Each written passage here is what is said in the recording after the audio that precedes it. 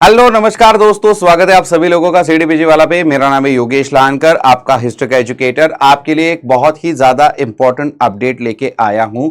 University of Hyderabad की finally merit list जो है वो उन्होंने पब्लिश कर दी है। आज है 3 जुलाई और इसी 3 जुलाई को शाम को मैं देख पा रहा हूं कि आपकी मेरिट लिस्ट यहां पे ऑलरेडी यूनिवर्सिटी ऑफ हैदराबाद के पोर्टल के ऊपर अवेलेबल है। अगर आप ये लिस्ट खोलते हैं तो आपको यहां पे कुछ इंस्ट्रक्शंस दिखाई देंगे। सबसे पहले यहां पे बोला गया है कि ये एक नोटिफिकेशन है admission counselling for MA in history, जहां पे सीयूईटी पीजी की स्कोर के अनुसार आपने जब यूनिवर्सिटी ऑफ हैदराबाद के लिए पंजीकरण कराया था यानी रजिस्ट्रेशन करवाया था तो वहां पे जो आपको फॉर्म नंबर मिला था उसके अनुसार ये मेरिट लिस्ट जो है यहां पे आपके लिए लाई गई है। यहां पे इस पर्टिकुलर मेरिट लिस्ट में हम लोग देख सकते हैं दो लिस्ट हैं। पहली है जो कि अनरिजर्व कैटेगरी के बच्चों की लिस्ट है और यहां पे कुल मिला के कितने बच्चों की लिस्ट है ये मैं आपको बताने की कोशिश करूंगा। देखिए, अनरिजर्व कैटेगरी में हम लोग अगर नीचे चले जाते हैं तो लगभग 100 से भी ज्यादा बच्चों को यहां पे बुलाया गया है। तो यहां पे हम देख सकते हैं 183 बच्चों को अनरिजर्व कैटेगरी में यहां पे बुलाया गया है बच्चों, है ना, फिजिकल वेरिफिकेशन के लिए, काउंसलिंग के लिए एमए हिस्ट्री के। साथ ही साथ हम लोग देख सकते हैं रिजर्व कैटेगरी की जो लिस्ट है यहां पे सारे के सारे रिजर्व कैटेगरी बच्चों के फॉर्म नंबर हैं। तो ये भी लगभग हम लोग देख सकते हैं रिजर्व कैटेगरी के जो बच्चे हैं उनकी जो लिस्ट है एससी एसटी ओबीसी, तो यहां पे 55 बच्चे हैं एक लिस्ट में। फिर दूसरी जो लिस्ट है उसमें हम लोग देख सकते हैं 30 बच्चे हैं और फिर जो अलग जो लिस्ट है उसमें हमें फिर से एक बार कितने बच्चे देखने को मिलते हैं, लगभग हमें यहां पे देखने को मिलते हैं 121 बच्चे। और फिर से एक बार जो अलग कैटेगरी की जो लिस्ट है यहां पे उन्होंने कैटेगरी नहीं बताई है, तो जिस कैटेगरी को आप बिलोंग करते हैं उसमें आपको अपना नंबर जो है वो देखना है। तो यहां पे आप देख सकते हैं अलग अलग कैटेगरी की जो यहां पे लिस्ट है वो है। लेकिन मैं आपके सामने एक्चुअली आया हूं ये बतलाने के लिए कि एग्जैक्टली किस प्रकार से आपकी एमए हिस्ट्री की काउंसलिंग होने वाली है। सबसे पहले यहां पे ये बोला गया है कि यहां पे रिपोर्टिंग होनी चाहिए बच्चों की तरफ से, और ये जो रिपोर्टिंग होगी ये फिजिकल रिपोर्टिंग होगी। यानी सारे बच्चों को जिनको यूनिवर्सिटी ऑफ हैदराबाद में एडमिशन चाहिए उन बच्चों को 16 जुलाई 2026 को यूनिवर्सिटी ऑफ हैदराबाद में बुलाया गया है। इन पर्सन जाना है बच्चों आपको यहां पे, ठीक है, इन पर्सन जाना है, ठीक है, in person, no proxy allowed. तो आप अपनी तरफ से किसी दूसरे को नहीं भेज सकते कि मम्मी को भेज दिया, डैडी को भेज दिया, ये नहीं चलेगा। कब जाना है? 16/7/2026 यानी 16 जुलाई 2026 को जाना है।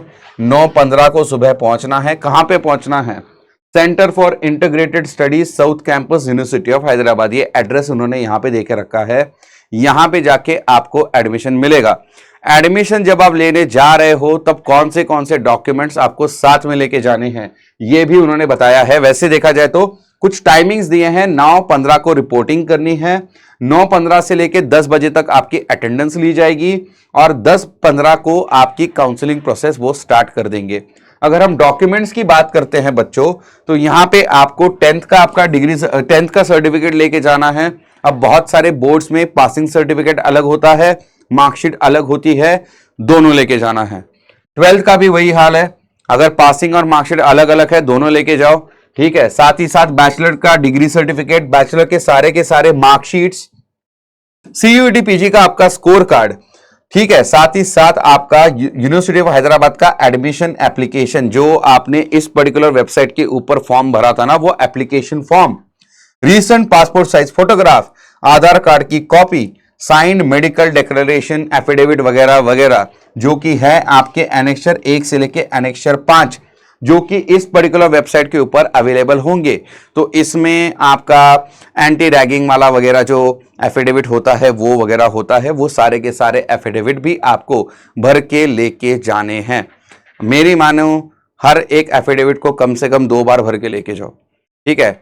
क्या पता वहां पे जाके बोल देंगे यार इसके 2 कॉपीज चाहिए, है ना, तो कम से कम 2 बार भर के लेके जाना ठीक रहता है हमेशा।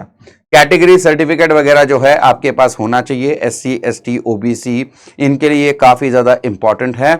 अगर आप इनमें से किसी भी कैटेगरी में अप्लाई कर रहे हो तो प्लीज जान लीजिएगा कि आपके पास सेंट्रल गवर्नमेंट का ये वाला कास्ट कैटेगरी सर्टिफिकेट होना चाहिए, चाहे वो SC हो, ST हो, जो कुछ भी हो, ठीक है, क्योंकि आप यूनिवर्सिटी ऑफ हैदराबाद जो कि एक सेंट्रल यूनिवर्सिटी है यहां पे अप्लाई कर रहे हो, तो सेंट्रल गवर्नमेंट का आपके पास कास्ट कैटेगरी का सर्टिफिकेट होना चाहिए, ठीक है।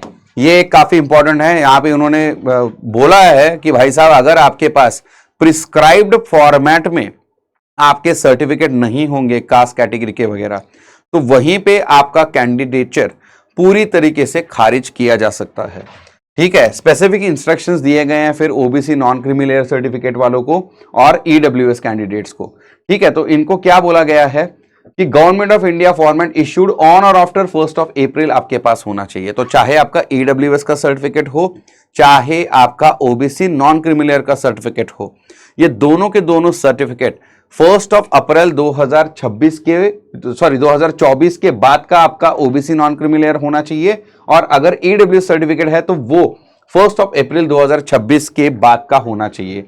फॉर्मेट भी उन्होंने यहाँ पे डाउनलोड में दे के रखा है, यहाँ पे फॉर्मेट जरूर से देख लीजिएगा, थोड़ा बहुत चेंज होता है स्टेट टू स्टेट, ठीक है, लेकिन अमूमन यही फॉर्मेट होना चाहिए, ठीक है।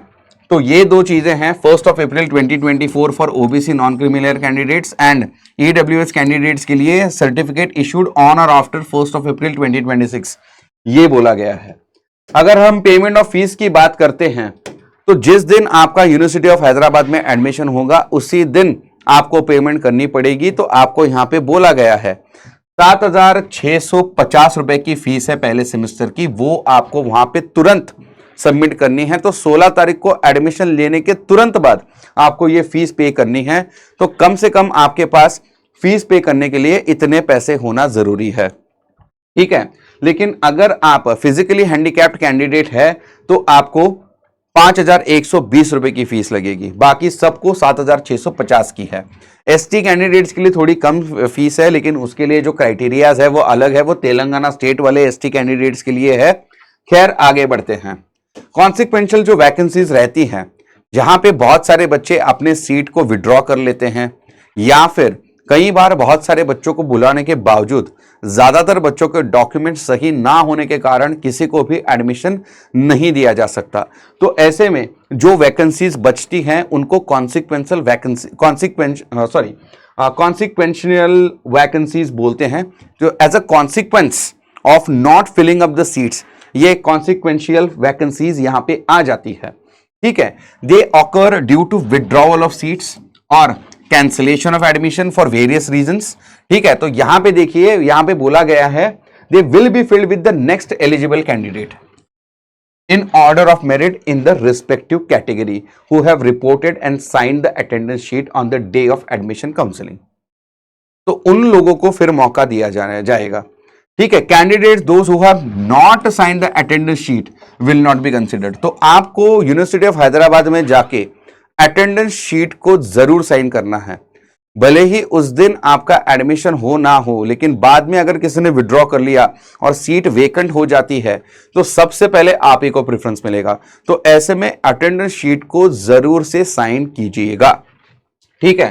टाई ब्रेकिंग के रूल्स वगैरह दिए हैं, ये जो है 3 क्राइटेरिया दिए हैं, तो इसका कोई खास मतलब नहीं होता। इस तरीके से बहुत सारी बातें यहां पे बताई गई हैं। In all cases of dispute ये सर्कमस्टांसेस यूनिवर्सिटी विल बी, उसका जो निर्णय होगा वो फाइनल होगा। जो डिटेल इंस्ट्रक्शंस है इस पर्टिकुलर लिंक के ऊपर जाके आपको रीड करने के लिए बोला गया है। The purpose of admission counselling, the university invites candidates in the ratio of 1:10 for PG programmes. तो पीजी प्रोग्राम में जितनी सीट्स है उसके हिसाब से एक सीट के लिए 10 कैंडिडेट्स को यहां पे बुलाया जा रहा है, और इसी वजह से इतने सारे कैंडिडेट्स के यहां पे नंबर हमें नजर आ रहे हैं, ठीक है बच्चों। तो ऐसे में आपको जरूर से ये समझना होगा कि जो कोई बच्चा वहां पे जा रहा है 100% है नहीं कि उसको सीट मिलेगा, लेकिन हमने ये देखा है यूनिवर्सिटी ऑफ हैदराबाद में बहुत सारे बच्चे बहुत दूर दूर से फॉर्म भरते हैं, एन मौके पे जब 16 तारीख को बुला रहे हैं तब जाते नहीं हैं। तो ऐसे में जो फिजिकल वेरिफिकेशन के लिए बच्चे जब आएंगे 16 तारीख को, आपको दिखेगा बहुत कम आएंगे। तो अगर आप यूनिवर्सिटी ऑफ हैदराबाद के लिए इच्छुक है, जो कि आपको होना चाहिए क्योंकि बहुत ही ज्यादा उम्दा हिस्ट्री डिपार्टमेंट यहाँ पे है, तो आपको जरूर से यहाँ पे जाना चाहिए, जरूर से आपको यहाँ पे एडमिशन लेना चाहिए, ऐसा मैं मानता हूँ। यहाँ का history department one of the best माना जाता है भारत में, तो जरूर से यहाँ पे जाइएगा। हॉस्टल फैसिलिटी की भी यहाँ पे कोई टेंशन है नहीं। हर एक विद्यार्थी को जहाँ पे यहाँ पे एडमिशन मिलता है, उसको लगभग हर एक विद्यार्थी को यहाँ पे हॉस्टल भी मिल जाता है। ठीक है, बहुत ही कम फीस है, आप देख सकते हैं 7,000 रुपीज से थोड़ा ज़्यादा है, तो कम फीस है ना। और ये लगभग हर एक सेमेस्टर में लगभग इतनी ही फीस होती है। तो 40 या 50 हजार में आपका पूरा का पूरा MA हिस्ट्री का कोर्स यहाँ पे खत्म हो सकता है ना। हॉस्टल की फीस ऑब्वियसली अलग होगी, उसके लिए आपको अलग से पैसे खर्च करने पड़ेंगे। लेकिन अगर हम बात करते हैं सेमेस्टर फीस की, एग्जामिनेशन फीस भी हर एक सेमेस्टर में आपको देनी पड़ती है। ये सारी चीज़ें अगर हम देखते हैं और लगभग 7 साढ़े 7 हज़ार की फीस के फीस को हम लोग देख रहे हैं, तो लगभग 40 से 50 हज़ार में आपका पूरा का पूरा MA हिस्ट्री का कोर्स यूनिवर्सिटी ऑफ हैदराबाद में कंप्लीट हो सकता है। एक बहुत ही उम्दा ऑप्शन है। इतनी अच्छी एकेडमिक्स शायद ही दूसरे किसी यूनिवर्सिटी में हो, JNU छोड़ के। ठीक है, तो मैं हमेशा बच्चों से कहता हूं, अगर आपको एकेडमिक्स लेवल के ऊपर MA हिस्ट्री परस्यू करना है तो JNU के बाद जो नेक्स्ट बेस्ट ऑप्शन है, शायद वो DU BHU नहीं बल्कि हैदराबाद यूनिवर्सिटी है। तो जरूर से आप इसकी तरफ देख सकते हैं। Thank you very much. I hope आपको ये जो मेरे इंस्ट्रक्शंस थे ये आपको पसंद आए हैं, और साथ ही साथ जो कुछ भी मैंने अभी आपके सामने रखा, ये जो पूरा का पूरा नोटिफिकेशन है, इसका काचा चिट्ठा मैंने आपके सामने रखा, वो भी आपको पसंद आया होगा। Thank you very much. This is Yogesh Lankar signing off. Bye bye.